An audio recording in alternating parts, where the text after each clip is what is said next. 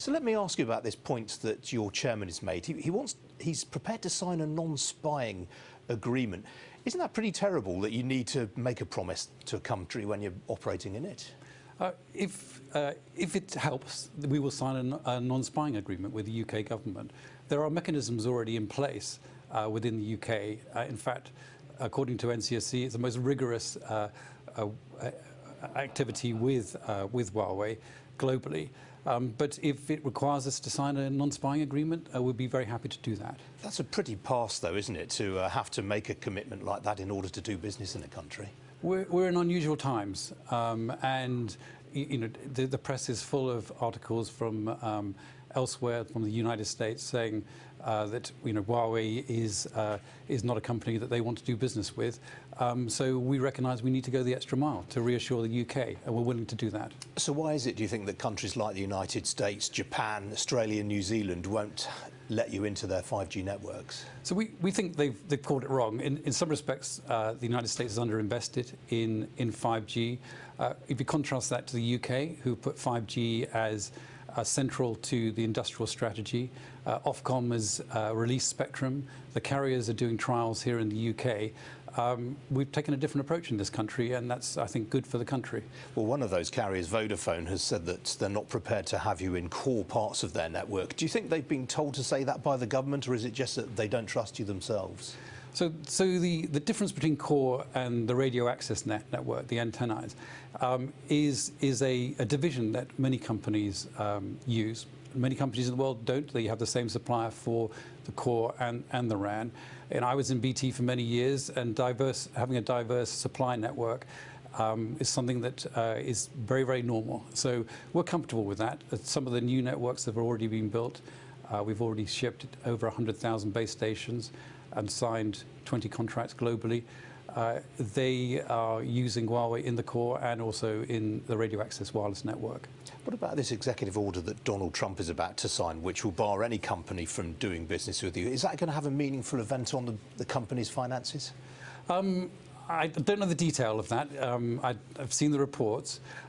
We don't do a lot of business in the United States, so I can't really comment in terms of what impact that will have on our business. But we operate in 170 countries worldwide. We carry traffic for 2 or 3 billion of the world's population.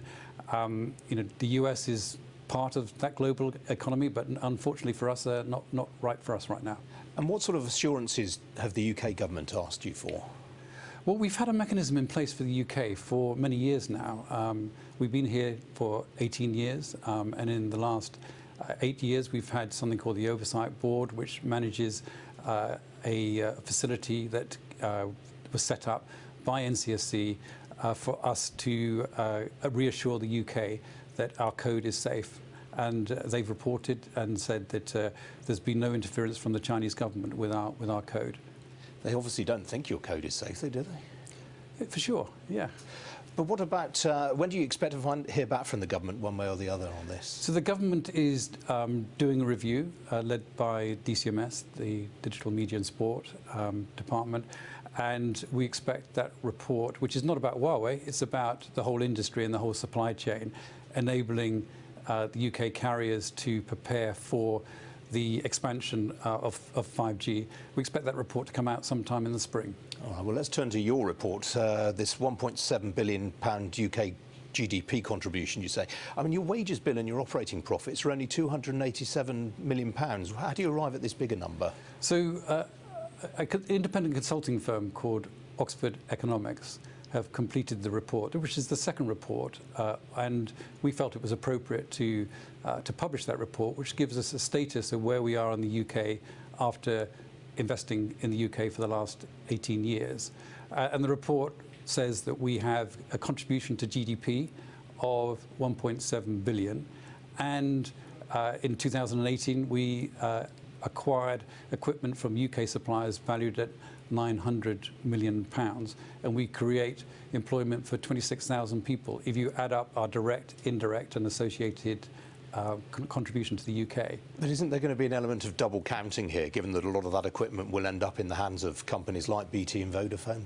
Shouldn't that be their GDP contribution rather than yours? Well, the way it works, Ian, is this is the model that Oxford Economics apply, and it's a pretty standard model. It dedupes all of the double counting, and it says this is what Huawei contributes to the UK, the 1.7 billion.